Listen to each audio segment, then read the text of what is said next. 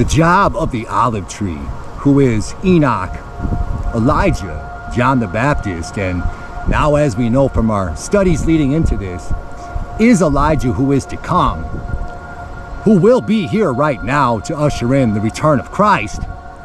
The job of the olive tree in heaven, in the throne room of God.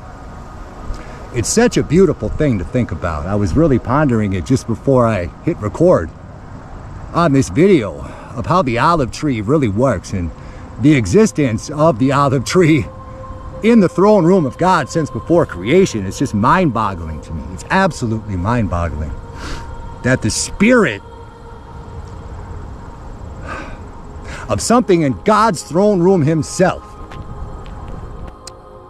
that produces the fruit that lights the flame of the Holy Spirit comes to earth once in a while.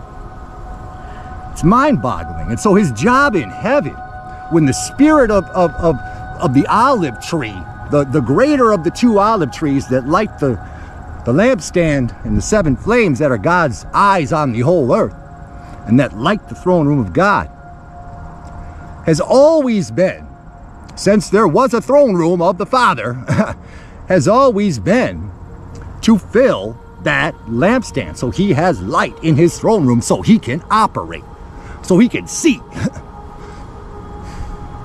And the way the olive tree does that in heaven, the way it bears its fruit, its olives that drip out the golden oil into the lampstand that lights the flame, the way it does it, the way the spirit of the olive tree does that, and the tree itself, the symbolism of the tree, you got to think of a tree like a pine tree, you know, and it's got a root system, and it's got leaves, and it bears fruit once in a while. It bears fruit as it gets mature in the season, within the season it's in. It bears fruit.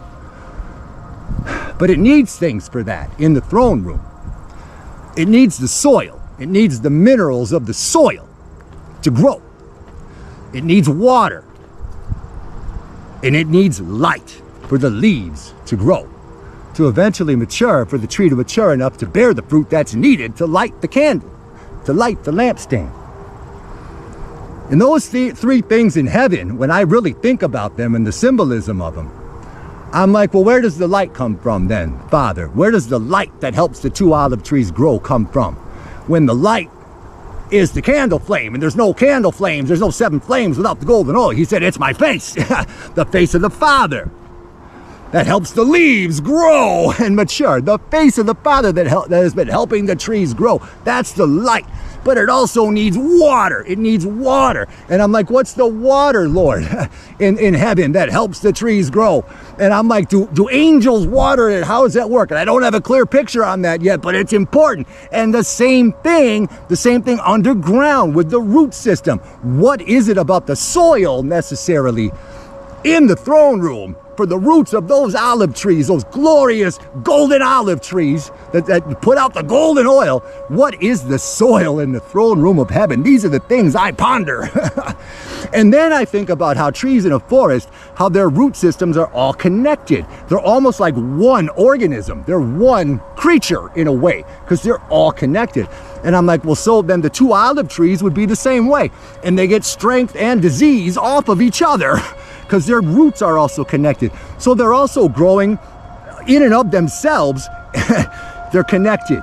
And we know the two olive trees, the two witnesses in Revelation 11 are Moses and Elijah. Or Elijah, now we know, has been Enoch. Enoch, for the first time, the lamps, I always say lampstand, the olive tree was sent the first time. There's a reason I keep mistaking it and saying lampstand instead of olive tree, because the lampstand is something very, very different. The lampstand is something very different. We haven't gotten into what the lampstand is yet, but in this series, we're definitely going to be getting into the lampstand that collects the oil for the flames, to the root of the Holy Spirit. The lampstand collects the oil for the flames. But I keep saying lampstand, but there's a reason that the olive trees come to earth once in a while, because they have their job in heaven. And without them doing their job in the throne room of God, there's no Holy Spirit on the earth. There's no eyes of God on the earth. That is how the system works. That's just how God created it to be. There's nothing we can do about it. His ways are higher than our ways. His thoughts are higher than our thoughts.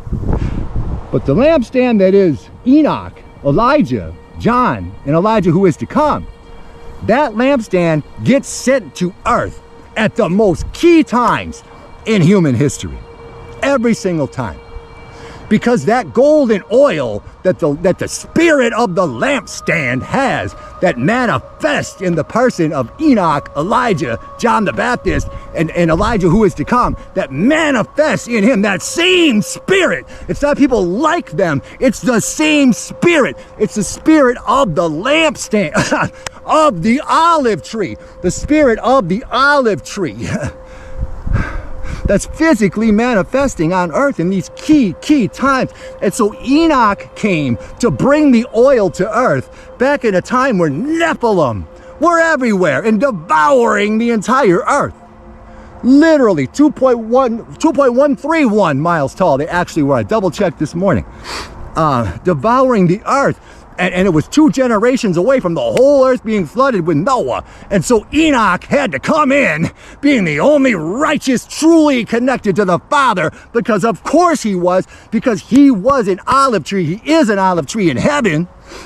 In the throne room, he knows the Father face to face. Wow. He needs to come to earth to bring the purity back in these horrible times that he sent. When Enoch was sent, 2 generations from the entire earth being flooded. And he has to lay a path. He has to lay a path and show that every time he has to show this one tiny path. Like when he was Enoch, that tiny path was just his great-great-grandson, just his great-great-grandson Noah. And the whole path of humanity was only going to go down one lineage at that point. The earth was so bad. And Enoch had to be the one to prophesy that, bring it into existence through his own loins, the Bible would say, through his own seed, and also spiritually. And get those angels, those fallen watchers, get them judged and punished and bound before the floods came. And all of these things, he had so many things to do, which is why he spent like all of his time directly with the angels or with the Father. Because the golden oil was on earth, and the golden oil had a big job. And his biggest job by far was getting this book to us, getting the book of Enoch to us for now. And as we finally dive into chapter 1 today, you're going to see what I mean. But the olive tree's job through all history has always been simple: to start digging. At those times in human history where everything is falling apart, where God is bringing a huge judgment, or there's nobody left, like when Elijah came, no prophets left in Israel. It had all been given over to Baal, all of it. And Elijah had to do it all on his own and perform these miracles that could not be denied. And then he hated himself and wanted to die because God had him kill 400 prophets of Baal with the sword. And he's like, I'm no better than my fathers. What is this existence? If this is what it's like to serve you, God, and he laid in the desert and wanted to die, you know? But he was laying a much more important path long term, and he knew that because he was the olive tree. Whether he knew it on earth that time or not, I don't know. But he kept the kingdom of God alive on earth. That's what the olive tree does. The greater of the two olive trees is sent to keep the kingdom alive on earth when there's barely any hope left. And then he was sent as John the Baptist to usher in the greatest coming of a human being in flesh, the Son of the Most High, and baptize him. Can you imagine that honor?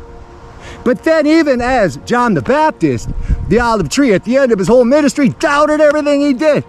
And he had to send out people to find out if Jesus really was the one, or if we should still wait for another. He doubted his whole ministry before being beheaded. I know I say it a lot, but it shows us when Jesus called him more than a prophet and the greatest ever born of women, the greatest ever born of women.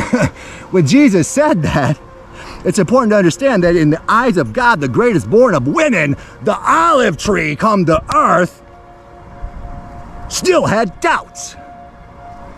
As he sat in jail, miserable. What was this ministry all about? I gave my whole life's work over to the Messiah, and now I'm not even sure it's the Messiah 100%. And now I'm in jail, and then he died. Then he got beheaded. But he did his job. And the olive tree always does his job. Even when the whole world is against him. Even when the whole world thinks he's a lunatic. Even when the entire world says, what is wrong with that crazy freak? What happens is the olive tree is so in tune with the Father because he's lived his entire spiritual existence in the throne room, watching creation happen, giving the light to allow the creation to happen in the Spirit, as the Spirit hovered over the face of the great deep, when all there was a great deep. And God said, I'm going to make something underneath that great deep. I'm going to put some foundations on the bottom of that great deep, and I'm going to put a firmament all the way around it, and I'm going to put earth in the middle, and watch what I do with this. And yes, we all do live in a yellow submarine. We'll talk about that way more. But that's where we live, a yellow submarine. And the Beatles told us that, I believe, in 1966 or 67. What a crazy world we live in.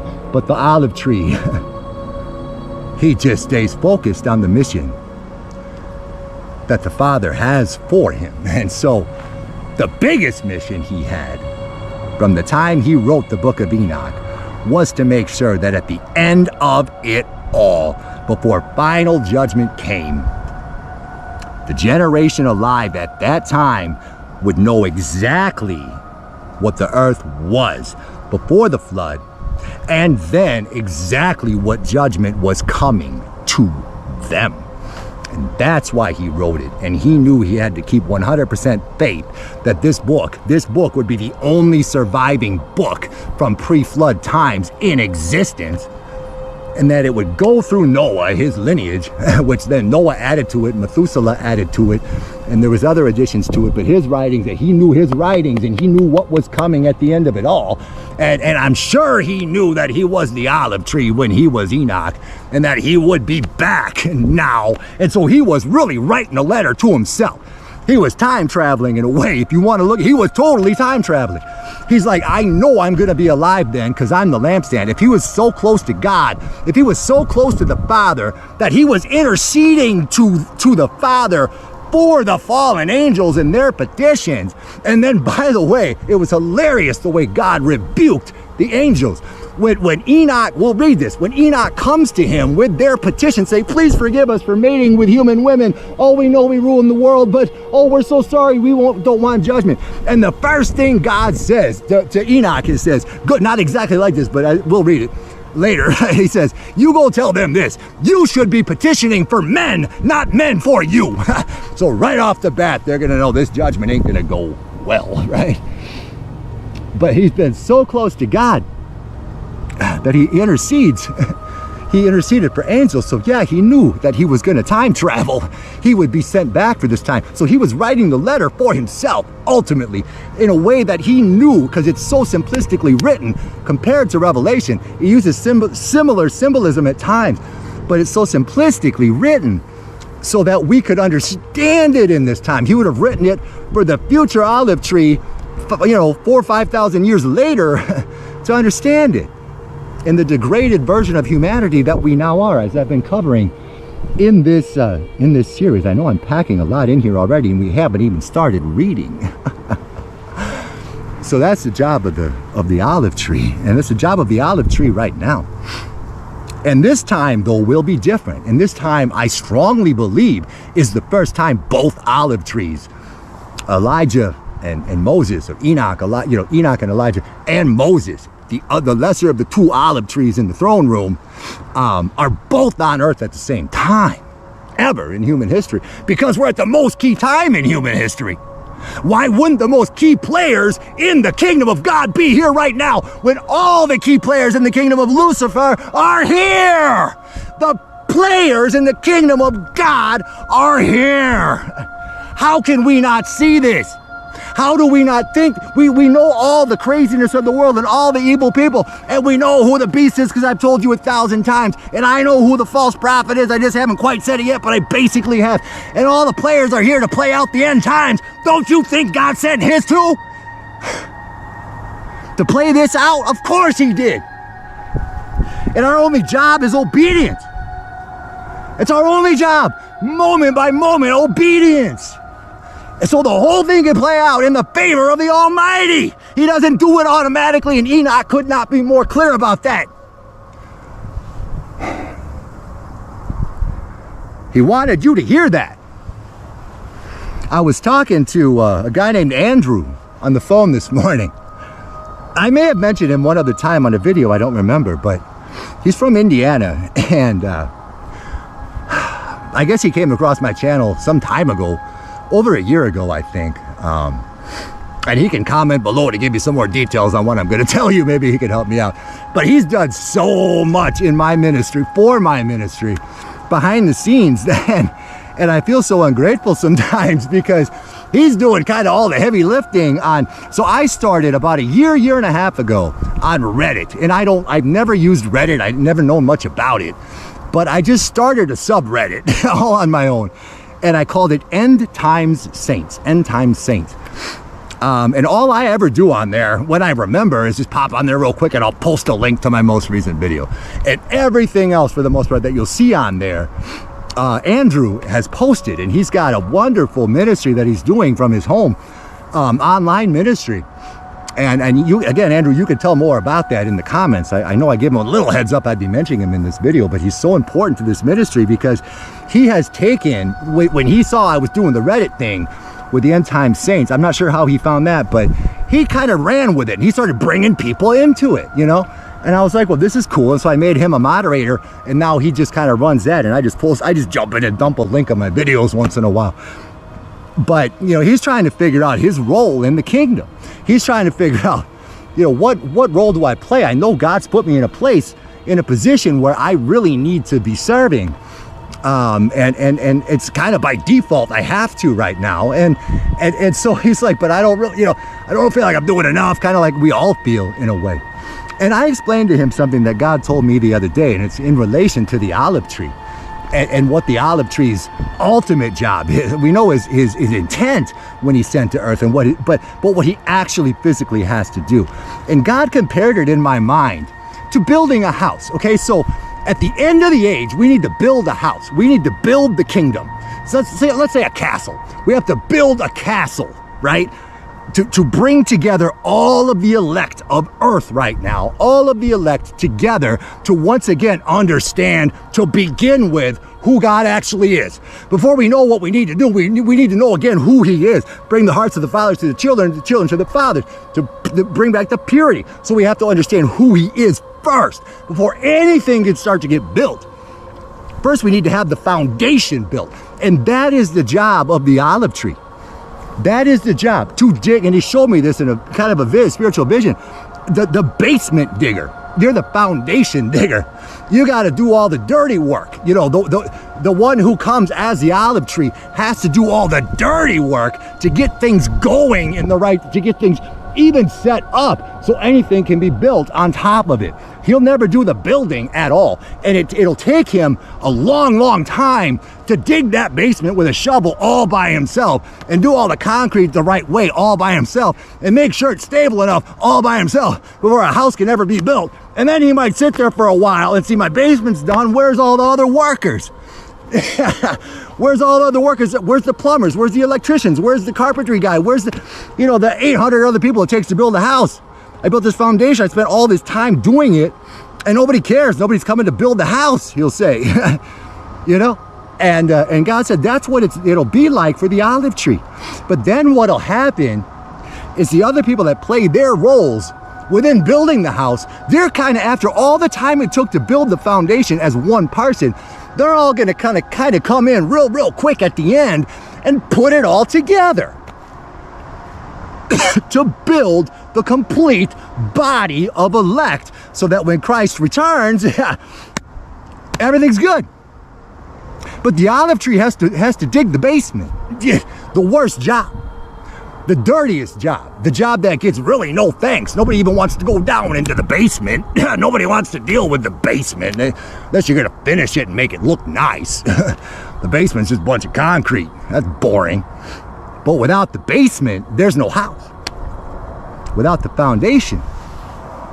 And so the olive tree's ultimate job on earth right now is to build that basement and dig it and make it sturdy and get it ready for the builders.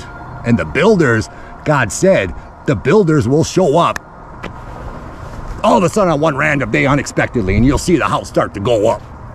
That's how it's going to play out, he said. But the olive tree's foundation. But anyway, end time saints. Yeah, and Andrew's done so much work on that. So I was explaining to him this kind of parable about that. And I hope it resonated with him, because it's true for all of us. It's how it works for all of us. We have to find what role we play within being the elect. If you're understanding this message, you are one of the elect, no doubt. Okay, so then the only question is, what role do I play within it? Who am I within it? What part? Am I the plumber? Am I the electrician? Am I the cabinet guy? Am I the painter? Am I the roofer? Am I the one who gets all the glory? Probably the roofer is the one at the end of it all will get all the glory, because the roofer is the one that will actually finish the job and be able to say, gee, it's done. You know. Meanwhile, the basement guy, he's long since moved on to his next job. You know, digging the next basement and digging. So Andrew, you'll find your role. You'll find your role in building the house, but you're already building the house. And the chances are you're already playing that role without your knowledge. And I think that's how it works for all of us. In God's plan, at the end of the age, which we were born into. We just happen to be here. Here we are, you know, and we're at the end. There's no doubt about that. All you got to do is look around the earth. Look at the news. There's no doubt. So we're at the end. And we just have to be ourselves. And we are ourselves by default. And then when we come into God, we learn who we are in Him. We start to become that more and more. And so that what the role we played at the end of it all, we probably won't know for sure until it is the end of it all. And then it'll be like, well, that was obvious. That's the role I was playing all along. Geez, I didn't even see it, you know? And we'll all feel that way. We'll all feel that way. None of us are more special than the other. And none of us can make any of it happen without the other. What good is a basement with no house? There's no shelter over it. What good is a toilet if there's no plumbing?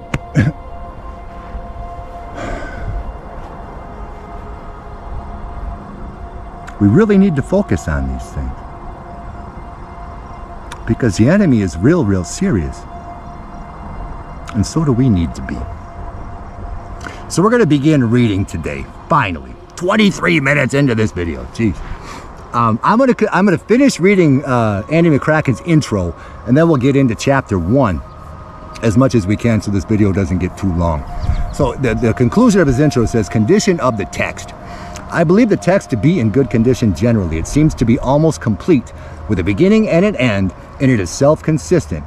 Even more significant, this is talking about this particular translation that he did. Even more significant is the way that Enoch's character and style of writing are still apparent. The only parts that I suspect were written by different authors I have separated out, as the book of Methuselah and the book of Noah. So a lot of book of Enochs, you won't see a book of Methuselah, but this one does have it. Oh, come on, don't start messing with me now. My electronics lately, you just cannot believe the things I go through. I can't even go up and down now. Now, if I can't get this going, we're going to have to wait another day. This is ridiculous. It was working perfectly before I went live. Okay, I'll just try as far as it'll let me go here. Unreal. I have separated out as the book of Methuselah and the book of Noah, chapters 10 and 11. The translation by Michael Knibb into English is very good, and I have had to do very little to the text in order to change it from a good translation into clear English. I have added quite a lot of punctuation and improved the presentation, but I have made only very minor changes to the text, such as substituting before with in front of where appropriate. In a few places, I have substituted sky for heaven, where it makes the meaning clearer. Because remember, there's three heavens. There's the heaven that God resides in, and then there's the heavens. The heavens is the firmament, and then the heaven is like the sky, right? So he clarifies that within the text without us needing to figure that out. Where Enoch says the face of heaven, he means the sky, but I have left it unchanged. I only changed heaven to sky where I was sure that was the intended meaning. Similarly, I have tried to use earth with a capital where I think the meaning is the whole world, and earth with a small e without a capital, where the meaning may just be the ground. So the earth as a whole, or the earth, the ground, with a small g. Which Enoch often differentiates himself by referring to the dry ground rather than the earth. Fortunately, Enoch's style was to use a simple vocabulary. See, as I was just saying. And he assumed no pre-knowledge by the reader. So he's not gonna, knowing when we read this, we don't know anything about the world he lived in. He wrote it in a way knowing that we wouldn't. It's amazing. Anything complicated, he explains at length with quite a lot of repetition, and he does because we need it. Yeah, he was a genius to know how to write for us in this age. This has helped to preserve the book through many translations. See, there are a few places, even so, where there are problems. I have marked those with dots. 5 dots, he says, where some words seem to have been lost. Fortunately, there are not many of these, and nothing important seems to be missing. I did find a few translocations in the text.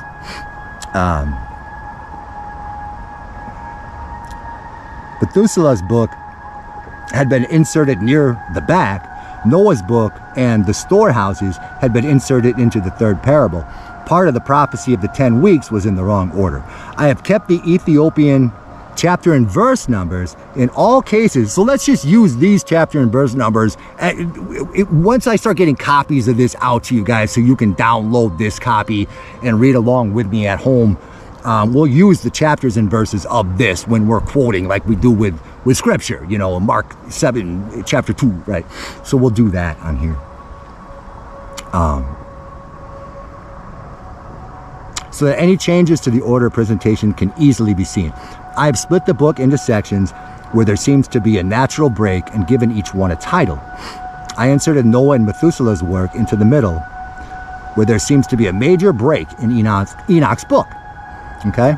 The first section of Enoch is mainly the story of what occurred, whereas the second part is mainly written from the notes that Enoch took while he was with the Watchers, the 20, you know, the fallen angels. Additionally, the end of Noah's short book conveniently serves as an introduction to Enoch's book of parables. Andy McCracken, August of 2022. So he wrote this 22 years ago. And finally, we get into the book of Enoch. This just won't scroll for me, and I'm sorry for complaining about it, but it's so completely annoying. I'll make sure to quadruple check it tomorrow or the next time I make a video. I'm not sure I'll be making one on Sunday. We'll see how the Spirit leads me, but we'll see. I may need a little day off here, Lord, if that's possible. It's been so intense. If you couldn't tell from that video yesterday, the intensity in the Spirit right now, there's so much he needs us to be doing and understanding right now because of what the enemy is doing behind the scenes that we don't know about. But God knows the war that's going. God knows exactly the war that's happening. He's got to be putting, if he's not putting this intensity into you, you have to ask yourself at this point, are you truly seeking what he wants on earth? His will on earth. Man, it's so important because his will is for us to be plucked out, and he needs it so badly as he's looking down on all this evil. Oh, all right. So now we lead into chapter 1, the blessing of Enoch, and then Andy will give an intro into each chapter, into each book, which is very insightful as well. So I'm always going to read his intros as well, because some things have come out to me in reading his understanding. He was doing this as a ministry, clearly. So he was adding his thoughts to it as well, and what he was seeing, understanding the book as well as he does or did.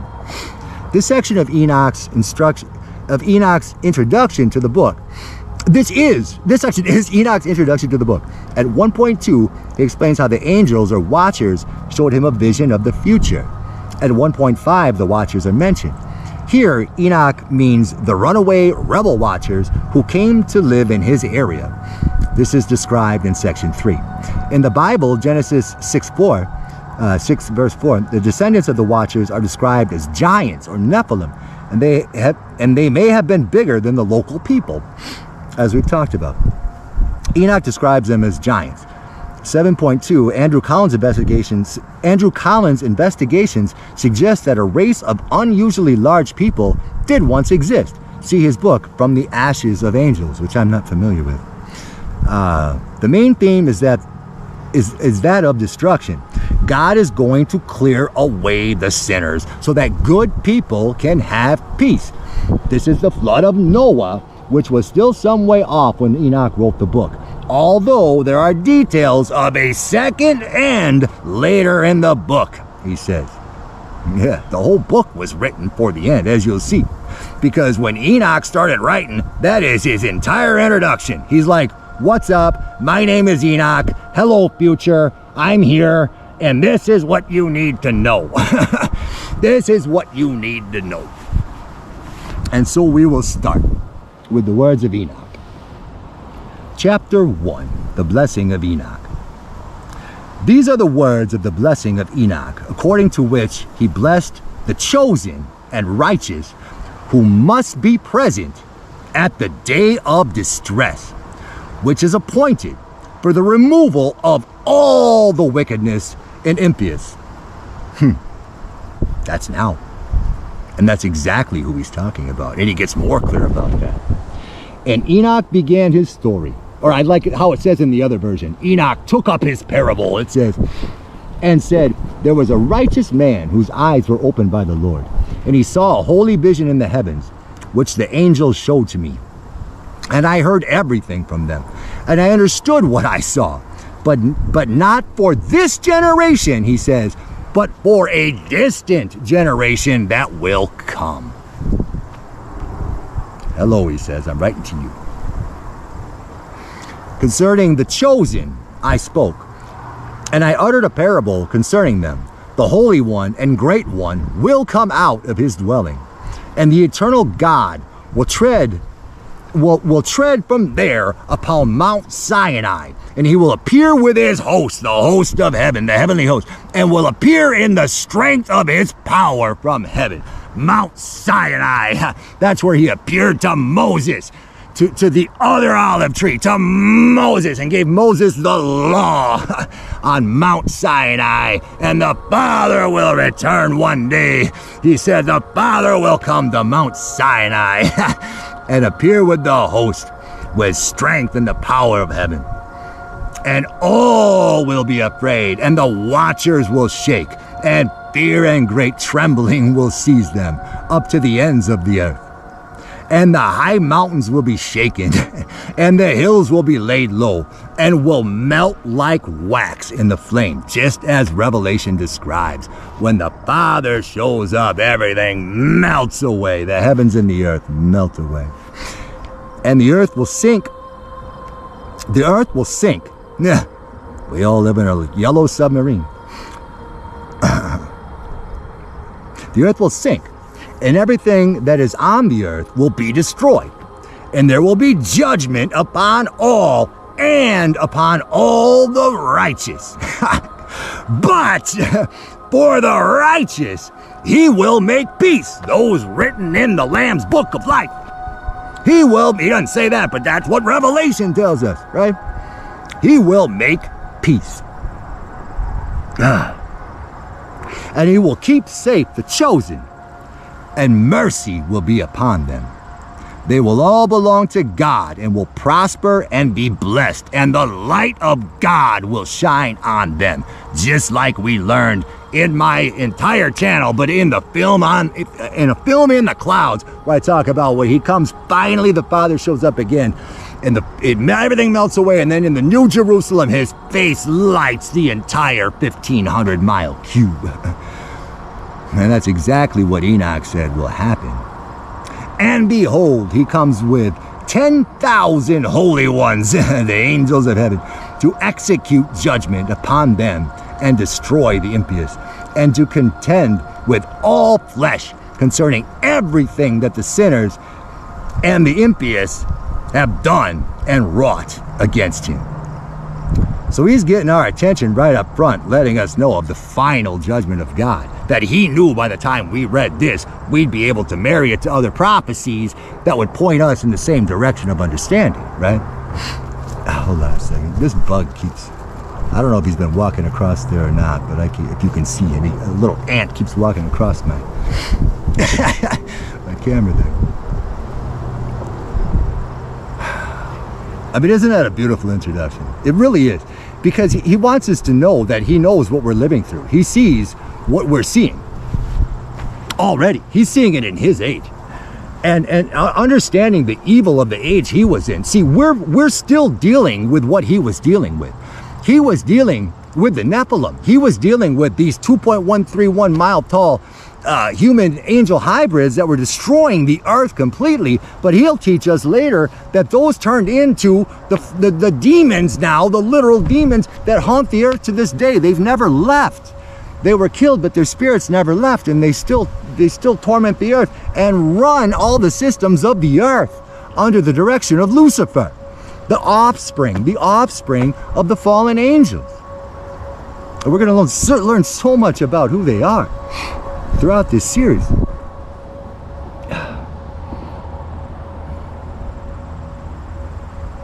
So much about who they are. But I think if Enoch could talk to us right now, he would tell us that the evils of this day, although we don't see them as much physically with our eyes, although we see a lot of evil, we can't imagine the things his physical eyes beheld in the physical realm of evil that was on earth at that time. What he would want us to know is that although those were physical evils and they were ungodly evils and they were devouring flesh but they were obvious. You could see them with your own eyes and at least know that they were tangible. He said those same evils that are in the world right now, he would tell us, those same evils that are in the world right now are far more powerful and far more dangerous because 99.999% of the world don't know how real and tangible they actually are. And they're working through human flesh now. And they'll be working through and are working through the beast and through the false prophet and all the leaders of the world and all the religious leaders of the world. They're all playing their roles within the complete system of the beast in order to complete the system of the beast, which God allows for the 42-month reign that the beast gets.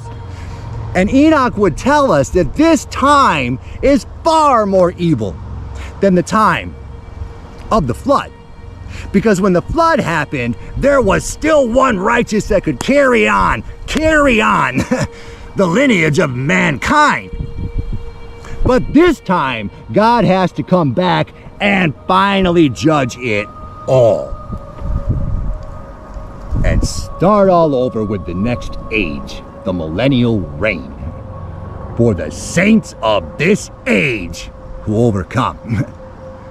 And then the New Jerusalem after that. So this time is worse. This time is worse. And that's why it's not ridiculous to think that God would send back the key people in history, the key spirits from heaven, in the form of man. If Lucifer does it with the beast, and Lucifer does it with the false prophet, you don't think our God in heaven would. I know I said that already, but come on, man. Who do you think our God is? He's the ruler of all things. You want to talk about Trump playing 5D chess? Yeah, our God plays infinite level chess. And no one will ever be able to catch up with it. As soon as they think they are, as soon as they think they have the perfect attack to get you with, whoop, God diffuses it every single time. He is the almighty creator of all things. And if you're not serving him yet, get on board. Because everyone who doesn't will end up in the lake of fire. In the most evil time in human history.